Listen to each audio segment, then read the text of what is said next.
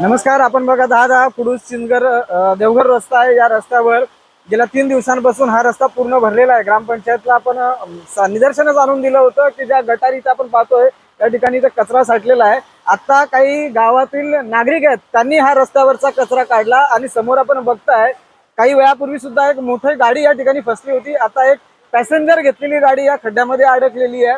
ग्रामपंचायतने अजूनपर्यंत एकही कर्मचारी या ठिकाणी आलेला नाही. आपण 2 वेळा त्यांना निदर्शनास आणून दिलेला आहे.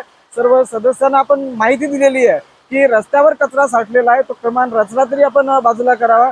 आज जर पुराची जर परिस्थिती बघितली तर एवढी भयंकर अवस्था आहे की जर ही दुकानं बघितली, सगळी दुकानं आता दुकानदारांनी बंद केलेली आहेत आणि जवळपास इथून 200 मीटर पर्यंतचा रस्ता पूर्ण पाण्याने भरलेला आहे. दुकानांमध्ये पाणी गेलेलं आहे.